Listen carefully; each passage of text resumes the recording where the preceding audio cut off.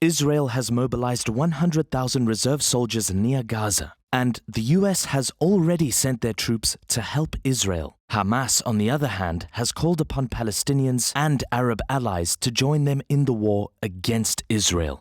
The situation in the Middle East seems highly alarming. What will happen next? This video will break down the latest developments in the Palestine-Israel conflict, explore the causes of this conflict, and what can happen next. Keep watching as we provide you with essential insights into this rapidly changing conflict. Let's start with major developments and the latest updates. As of now, 400 Palestinians and more than 700 Israelis have lost their lives in the conflict. Several Asian airlines, including Hainan Airlines, Cathay Pacific, and Korean Air, have cancelled flights to Israel due to security concerns. The UN Security Council held an emergency session but could not reach an agreement on a joint statement. The US called for strong condemnation of Hamas, while other members led by Russia stressed the importance of a broader focus.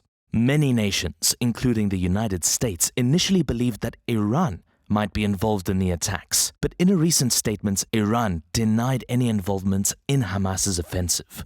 But Iran has expressed their support for Palestine's independent actions against what they view as decades of oppression by Israel. Gun battles continue in southern Israel, including Karmia, Ashkelon, and Sderot, between Hamas fighters and Israeli forces.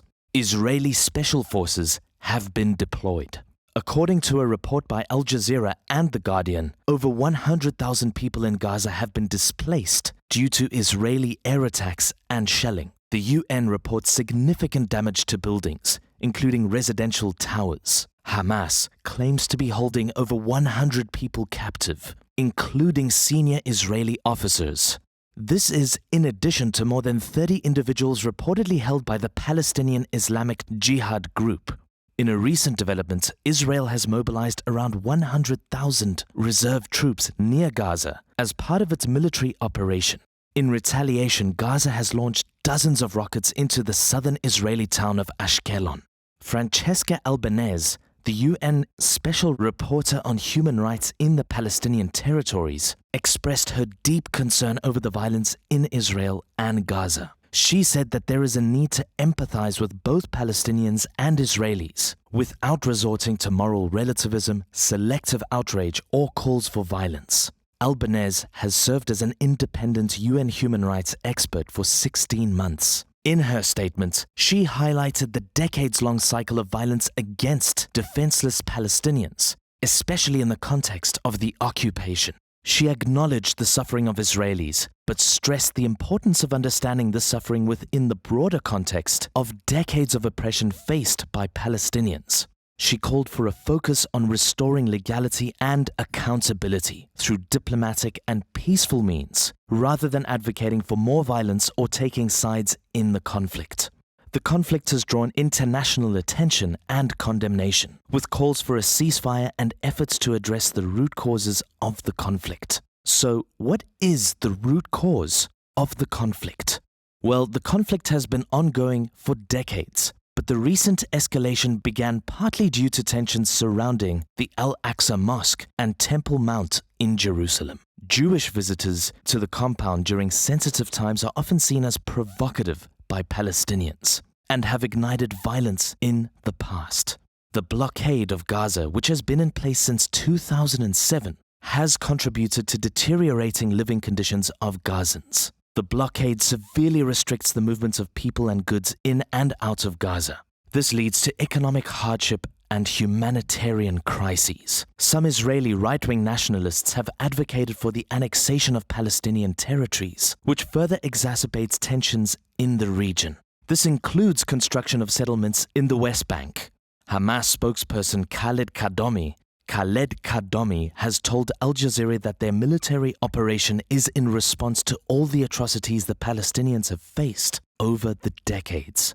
He said, "We want the international community to stop atrocities in Gaza against Palestinian people, our holy sites like Al-Aqsa. These are the primary reasons behind starting this battle. But if we look in the broader context, Israel has been violating Palestinians' rights for decades. On June 8, 2023, the OHCHR issued a report which highlighted several concerning human rights violations by Israel in occupied Palestinian territory. The report suggests that Palestinian citizens in the occupied Palestinian territory have suffered harassment, threats, arrests, interrogations, arbitrary detention, torture, and inhumane treatment. These actions are aimed at maintaining and perpetuating Israel's occupation, often at the expense of Palestinian rights. The Israeli government is accused of restricting civic space by delegitimizing and silencing civil society. This includes labeling Palestinian civil society organizations and their members as, quote, terrorists, unquote, pressuring institutions supporting civil society discourse, lobbying donors to cut funding, and implementing measures to curtail support sources. A report by Human Rights Watch suggests that Israeli authorities labeled 6 Palestinian NGOs as quote-unquote terrorist organizations, and 1 as unlawful without justified reasons. These designations are deemed to violate fundamental human rights, including freedom of association, expression, opinion, peaceful assembly, privacy, and the right to a fair trial. The report called on all duty bearers to ensure the protection of rights to freedom of association, expression, opinion, peaceful assembly, and economic, social, and cultural rights. Many other human rights organizations, including Amnesty International, also issued reports and statements highlighting how Israel is depriving the Palestinians. But unfortunately, authorities didn't pay any attention to these reports, and Israel wasn't held accountable. Israel is potentially exerting control over Palestinians' lives and economy through a blockade on air, water, and land. Due to the inhuman treatment, killings, and raids that Palestinians have been enduring, they have accumulated anger within themselves as their economy is being destroyed. Israel's actions are specifically aimed at limiting their economic growth and preventing them from prospering and progressing. Israel even controls the water and electricity supply of Palestine. Recently, after the deadly attacks by Hamas, Israel has cut off the supply of electricity to Palestine. Palestinians believe that Israel aims to eradicate their identity and nationhood and wants to keep their economy devastated. Unemployment has reached 60%. Since 2008, Israel has killed more than 6,400 Palestinians, including many women and children, while 300 Israelis have been killed in the previous 15 years. Even many Israeli politicians and parliamentarians already warned that Israel's actions in Palestine will only escalate the situation. The outbreak of attacks from Hamas was not unanticipated because many were expecting this. But it is surprising that the Israeli agencies completely failed to foresee it. Now, what's interesting is that the United States has been supporting Israel since 1948 and provides millions of dollars every year to strengthen its army. This army is then used to control the lives of millions of Palestinians and limit their economy. Astonishingly, to this day, America has given $126 billion to support the Israeli army. Joe Biden recently stated that they would assist Israel in every way. They have already sent their troops, ships, and military helicopters to show their support. Hamas believes that this intensifies their anger. When Israel violates human rights, nobody holds it accountable. But when Palestinians resist and stand against the occupation of their land, many nations start supporting Israel. You see, when Russia attacks Ukraine, Western countries condemn it, support Ukraine, and assert Ukraine's right to defend itself. But when Israel tries to occupy Palestine and Palestinians defend themselves, nobody asserts their right to defend themselves and their land. Palestinians believe that Israel has turned Palestine into an open prison on earth. They can't move freely. They are always monitored, harassed, and attacked. As of now, Israel is holding more than 1,000 Palestinians in its jails. It's important to note that Israel has already exceeded the boundaries designated by the United Nations and has continuously expanded settlements into Palestinian areas. What's even more unsettling is that most of these settlers are trained extremists who harass Palestinian citizens. Confrontations and armed conflicts often occur between them and Palestinian locals, which in most cases lead to deaths. Recently, Israel approved the construction of 500 new homes in the West Bank. This has also contributed to the anger of Hamas and Palestinian citizens overall. Now the question is, why does the United States support Israel? Well, this is very interesting. The fact is that the United States wants to maintain its influence in the Middle East and keep Israel as a dominant ally. This is a strategic move because the United States considers Iran its enemy and Israel its ally, so they support Israel to maintain their dominance. Iran is a vocal supporter of Hamas and Palestinian freedom. What's interesting is that many people believe that Iran is involved in these attacks. Former President Donald Trump even blamed Joe Biden for these attacks. Due to a recent development, the Iranian government now has access to $6 billion of their funds for humanitarian purposes as part of a wider deal that allowed 5 Americans imprisoned in Iran to go free. Trump believes that Iran is supporting Hamas because of these funds. However, Iran has recently denied supporting Hamas.